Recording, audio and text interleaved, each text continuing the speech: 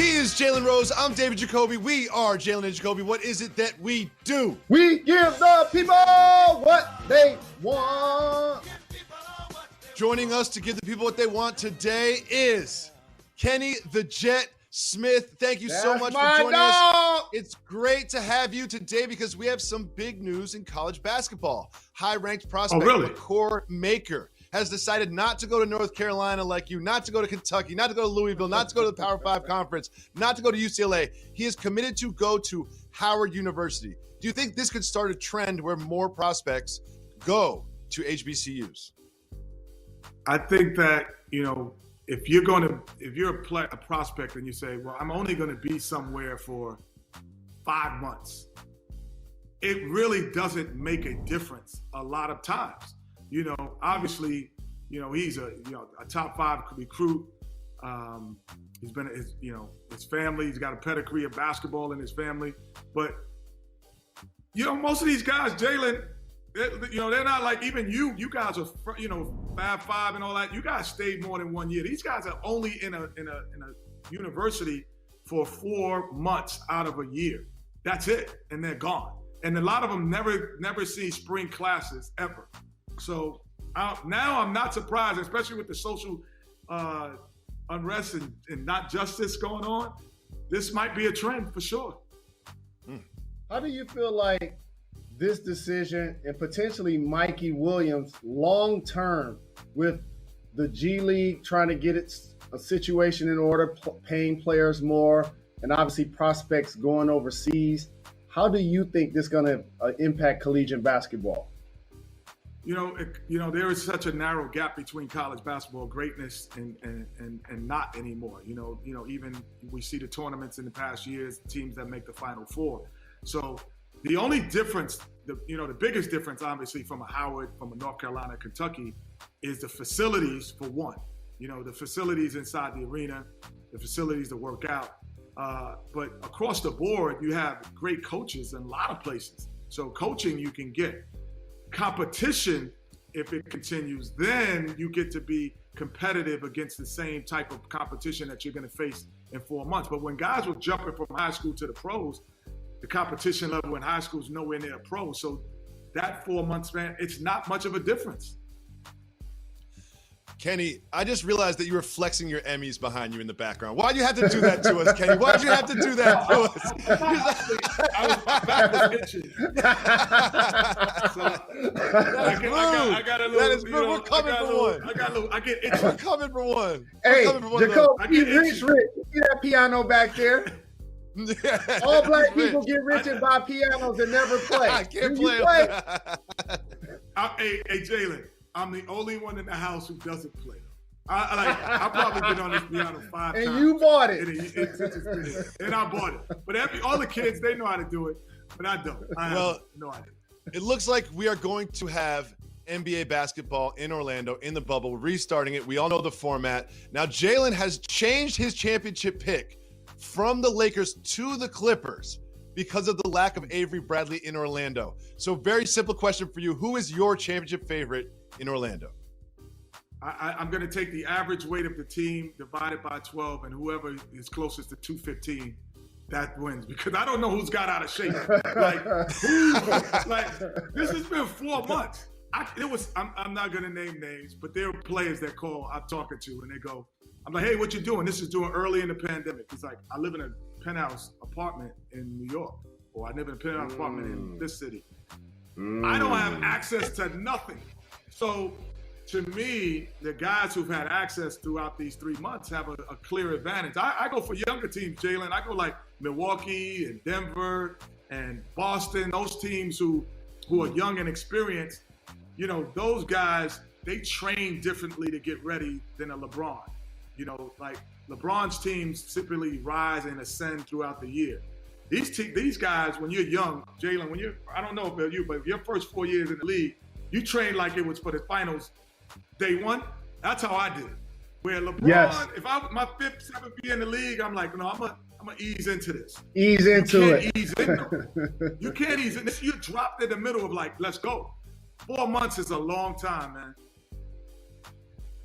How do you feel players being in a bubble in Orlando while the fight for social injustices is happening in our society, how do you think that will impact their mobility to continue to let their voices be heard?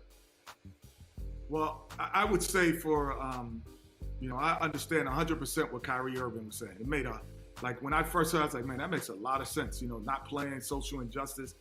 But I also know that there are guys like Montrezl Harrell whose voice is bigger when he's playing. I would like to know what he's doing. I would like to know what he thinks. I would like to know how he could, impact society, because I think the movement of social injustice didn't start with any celebrity or any sports figure. It started, throughout this pandemic, the awareness of it more in this recent times, starting in the pandemic, and no celebrity or no basketball player, football player was the leader of this cause. No knee was knelt. I think so now, I don't think that it will stop because basketball is stopped. I think it could be a bigger voice. And because, Jalen, if we put the salaries, and Jacoby, if we put the salaries of the NBA together, it's the richest, most wealthiest group of African-American men in the world. So they should have the biggest voice now. And I call it the Paul Revere syndrome. Like, I think it was like, the British are coming, the British are coming. Like, oh, social injustice, that's been said. But there was a group of people who said, okay, when they come, what are we gonna do? That's what the NBA could be. Okay, now that we are aware, this is what we're going to do. This is how we're going to donate money. This is time and resources to these causes to get it done.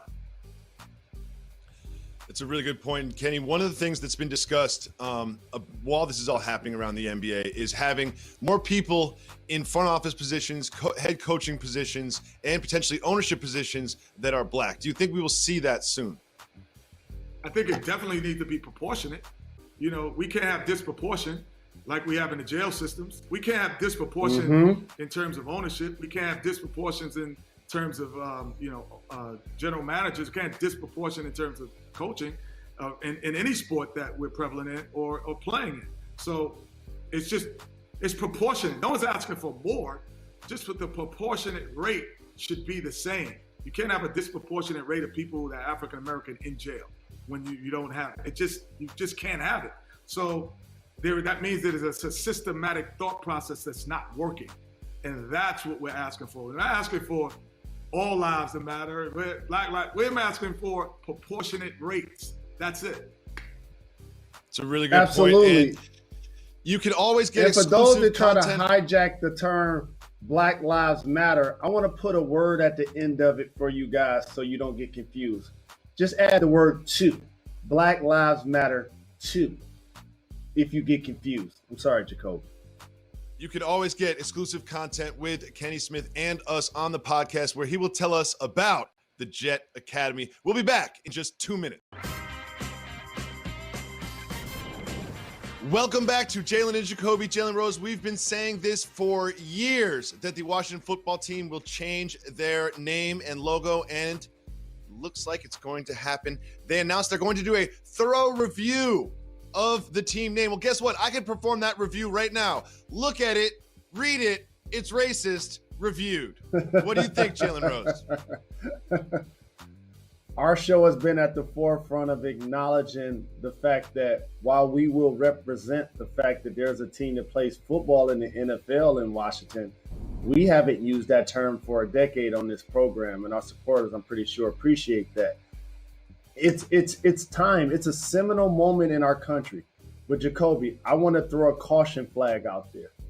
I looked down at my phone since the tragic murder of George Floyd and Breonna Taylor, and Ahmaud Arbery, Tamir Rice. The list goes on and on and on. Eric Garner.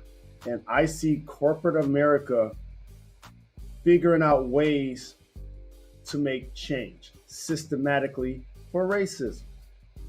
But you know what I also see? Letters, checks, and lip service. Let's keep score and see if these companies actually do it. And the reason why I bring that up is because Dan Snyder is being forced to change the name. Mm-hmm. He clearly let us know he didn't want to do it. You know why he's doing it? Because his sponsors of about $620 billion, one of them being FedEx, is basically standing on the table, forcing his hand. It's not being done because it's genuine or the right thing to do. Yes, it's taken way too long and it's happening for the wrong reasons. It shouldn't take this sort of like financial motivation to change this name. But it's not just this name, it's other names in sports too. The Cleveland baseball team, the Atlanta baseball team, so on and so forth. All of those need to change, and I feel like they will change soon. We move on to an exciting development in the NFL. Cam Newton being the quarterback for the New England Patriots. He posted this on social media. A lot of people are discussing his low salary, and he said, at the bottom, this is not about money. For me, it's about respect. Jalen, what does he mean by that? You know I'm rooting for Cam and I'm rooting for Jameis, because anytime combined, they make less money than multiple quarterbacks in the league that we don't know who they are and don't have the resume. That makes Cam in a position to basically be excellent for the New England Patriots. I'm anticipating that. And you know what else I'm anticipating, Jacoby? He's only going to be there one season. Cam Newton, in my opinion, is going to be with the Patriots one season. He's going to reclaim his value. They never had to truly invest in Tom Brady. I don't believe they will truly invest long-term in Cam. So this is his bridge, along with the Patriots, since they lost Tom Brady, to play one season with them. That's all it's going to be. That's a good point. I never considered that. But if you look at the AFC, I think Cam Newton will up his value as an NFL quarterback, reestablish himself as a true top-tier starter. However, with the skill players around him, he's not going to make a run deep into the playoffs in the AFC, if there are playoffs. So then after this season's over, his value will be high. The success he had with the team will be moderate, so that New England will look at him and say, you know what? Maybe this is the time where Jarrett Stidham finally gets to play. Moving on, Jalen, the NFL is trying to support the fight against social injustice. And one of the ways they're going to do so is to play the song Lift Every Voice and Sing before every game in week 1. Jalen, what do you think about this sort of curious move by the NFL? As we continue to make changes in our country, I want people to remember how they felt when Colin Kaepernick chose to do a peaceful protest before football games. And if you are in an uproar, you clearly, number one, have never really listened to the national anthem or don't know some of the words and the verses in that song have been omitted for a reason. And number two, the NFL, so far behind in social justice, finally catches up here. And they do the right thing. They played it safe, Jacoby. We're not going to alienate the fans that feel disrespected by somebody protesting during the national anthem. So you know what we're going to do? We're just going to eliminate it. We're just going to eliminate it. It's one thing not to show it on TV, because that's what networks are going to do, because they don't want to show people protesting. But it's another thing wholeheartedly to just not play it. And so for the players, NFL, don't believe that they won't take a knee when they hear lift every voice and sing till earth and heaven ring. They still going to be taking a knee. A large part of your league. We'll be back in just 2 minutes. Stay tuned. You're watching Jalen and Jacoby. Welcome back to Jalen and Jacoby. Want to thank Kenny Smith for coming through. We did about 20 minutes on the podcast with him. You can get that exclusive content where he tells stories about playing for Bill Russell. But right now, we're going to turn our attention to another coach, Coach Ed Orgeron of LSU Tigers. We're all doing what we can to stay in shape during the quarantine. And check out what Coach O is up to. He's fighting. Jalen, what do you think about Coach O with the boxing gloves on in the squared circle? I like Coach O in that video of him running down the street. I love that he's a head coach and he's staying in shape. But that video gives me life right there. I'm motivated right there. Somebody with bad knees and tendonitis, that motivated by that right there. I like it because he reminds me of myself. Really skinny limbs, but a sort of a big middle section. Again, and he reminds me of myself because he's running like he's about to fall over. And he reminds me of me because he's sweating. We'll be back on Monday at 4 o'clock on ESPN. Dan Le Batard, Highly Questionable, is up next. Thank you. You're far too kind.